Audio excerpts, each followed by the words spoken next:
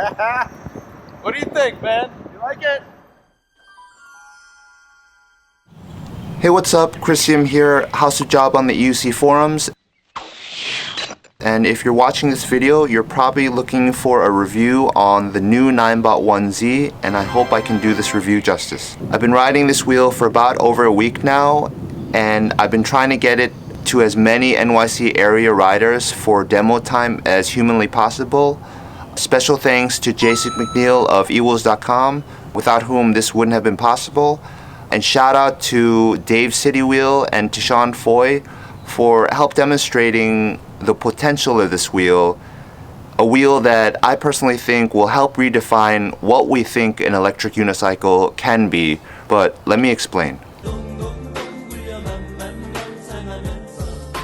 So many of us were very curious about what a 4.1-inch wide electric unicycle tire would feel like, which is almost double your average 2.125-inch wide electric unicycle tire. And if I could put you in my feet, you would feel that you're no longer riding over terrain, you're steamrolling over it. So any slight minor grooves or bumps or cracks, it just steamrolls over that.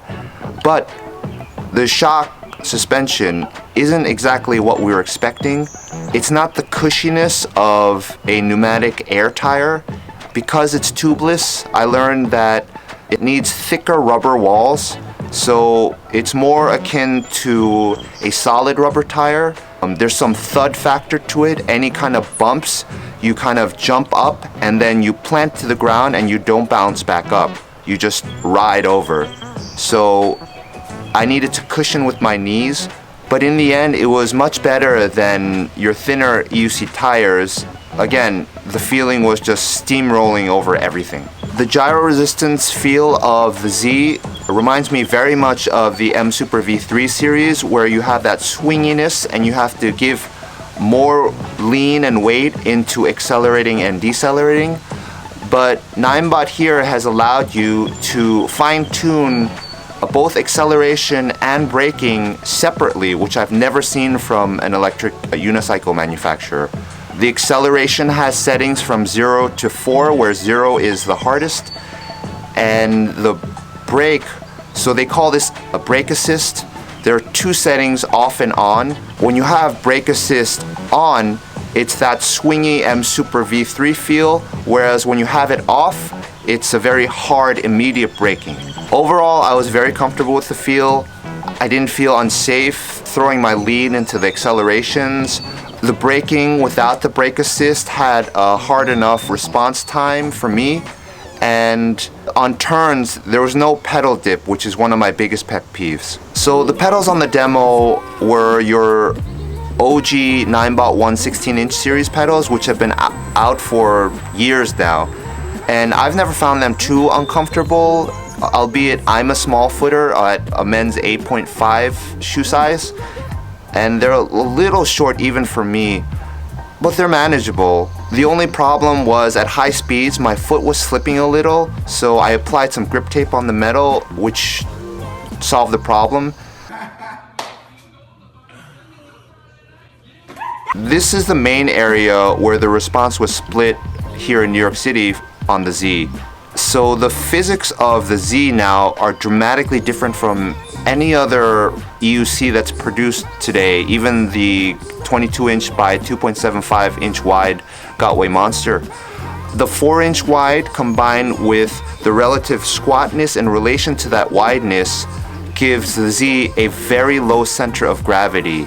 So trying to get the Z to turn is almost like if you're, I don't know if you have ever punched one of those toy bean kind of figures that where you push it, it returns back to its original position.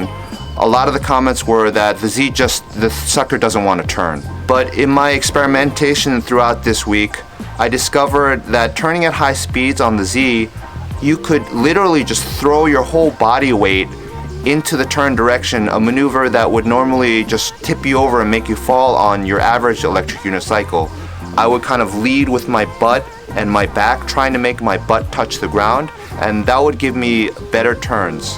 So for turning at high speeds on the Z, there definitely is a learning curve. 3 miles per hour for beginners or 6 miles per hour for advanced drivers.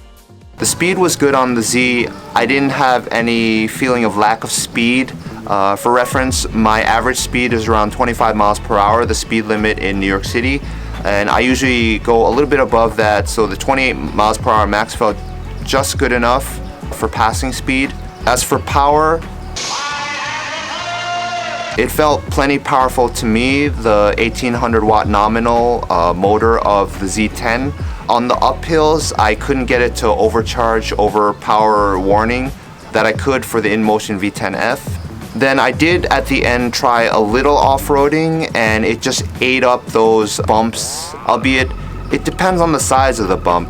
So if there is a bump that's big enough to influence it, it's not as big an influence as on the thinner tires, so you kind of rebounce back. But on the smaller bumps, it just eats those up beautifully. As for tilt back, it's like the typical NINEBOTs. You can't turn off tilt back. It's at either the max speed or at lower battery percentages based on power, I believe. But you have a very King Song style 3 alarms where you can turn on and off all 3 independently of each other, as well as set their speeds at any speed up to max. So on the final firmware that I rode on this demo Z10 unit, there have been issues with the sound, so I wasn't totally able to hear the audible sounds, but I'm guessing they'll fix that for the final version. And what I've heard in videos, the sound is pretty pleasant and not super annoying like some of the other UC models out there. So I'm looking forward to seeing how those sounds are audible in a real-world setting when I actually do get my ownership of a Z10. I will note that there are reports coming from China of overheating, but this is under very strenuous circumstances going uphill in tropical climates. And in my teardown, which I'm going to post later, there's not a lot of clearance, so the cooling element is this very big metallic heat sink, and that clearance between the heat sink and the motor tire assembly isn't very big, so that might be one thing to watch out for, especially if you're higher rider weights, say 200 pounds and heavier, or going constant uphills, or in tropical climates. But in my personal riding here in NYC, where it's been a very moderate temperature, summer temps, and relatively flat lands, I've had no overheating issues.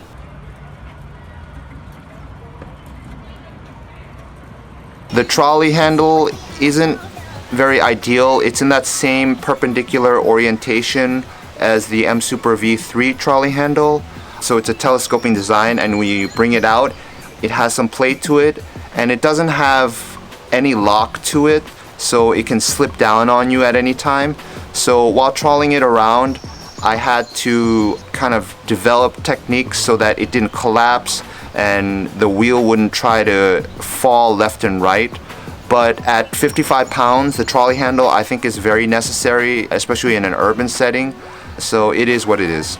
The handle disengage feature of the Z10, it seems like all the UC manufacturers are doing some variation of it now. It's very nice. Initially I thought it was just based on you tugging and there's being some weight sensors sensing that you're pulling the wheel up. But later on I discovered that the under handle has a very, very hard to press foam to it, which is a button in itself.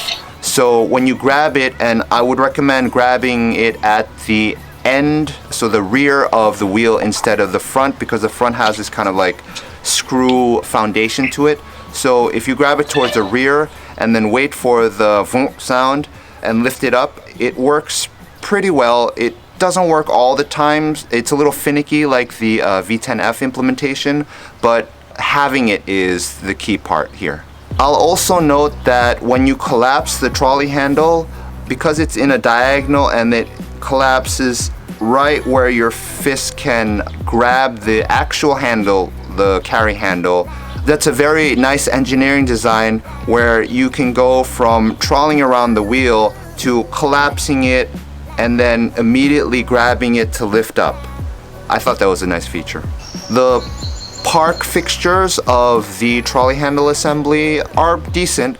The wheel on very flat surfaces will kind of stand on its own very nicely, but not on every surface. And I tried briefly the Bluetooth speaker. It launches on its own separate network called, I think, NINEBOT something, and it's pretty adequate. No bass to it. None of these EUC speakers are going to have bass. One thing to note, the speaker faces not outwards or upwards, but it faces in towards the motor assembly, which is kind of weird. I think eventually the ideal speaker on an electric unicycle will point up towards you so that you can actually hear the music, which I don't think anyone is doing yet. The visibility of others seeing you on the Z is very good, I would say, but unfortunately the headlight just doesn't come up to par. I have this on a lighting video that I demonstrated, but you can't really see what's in front of you. Hopefully they fix that for the international production, but who knows. The taillight I think is very good. It's up high and nice and bright. It blinks when you're braking, so I have no complaints there. Look, you can take shelter under the leaf. It did rain a little bit, but not enough to really test out the mudguard of the Z. But the few puddles that I did slowly go over, I didn't notice a splash, especially from the front. There was some concern that maybe the front with the openness of it would splash, but I didn't get any splash. But also, I wasn't in very, very rainy conditions, so take that for what it's worth. In my teardown of the Z10, I found, and I've ripped open a lot of electric unicycles, the quality of the Z10 is A+, top notch, which makes sense because NINEBOT is backed by the Xiaomi conglomerate, basically the Apple of China. The only weakness I would say, and this has been reported in the Chinese reports, is the side covering. There might be some weakness to it, and I've heard they're redesigning, re-engineering it for the final production model, so we'll see. So getting into the side body to say do a control board replacement, that's going to be fine. It's a lot of screws, but it's manageable. For tire changes, so I've heard tubeless, you don't change the tire as much. It's not like the pinch flats that you get with a tube tire, but if you did have to replace the tire of the Z, you're out for a very long night, unfortunately. So the NINEBOT app has been probably one of the best, albeit a little bit on the basic side, but one of the best EUC apps out there. It's regularly maintained.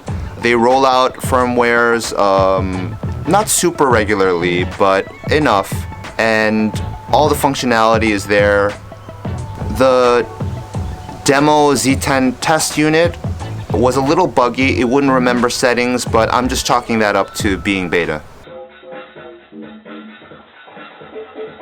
So I know some of you are attracted by the NINEBOT 1Z design, and you're looking at this as a first avenue into learning electric unicycles. And I would say learning on this Z would be both simpler and more difficult at the same time, because maintaining a balance at low speeds on the Z is much easier than your average EUC, but there's the turn factor which will be harder, so it's a mixed bag. It's not impossible. So who is this wheel for? Who it's not for, I think, is if you want the bleeding edge of performance, max speed, biggest battery pack, especially for the 200 plus pound rider weight guys, this is not the wheel for you. Also, if you're concerned about lifting heavier wheels with the 55 pound weight of the Z, living in a walk-up apartment, or concerned about lifting it up and over into a trunk, this wheel isn't for you either. People who should buy this wheel, I'd say, are those that are primarily concerned with potholed urban city streets, like in my case with New York City, or those who like to go off-roading a lot, and you're okay with the approximate 40-mile range of the battery, thank you, and stay tuned for more wheel reviews from an NYC's perspective.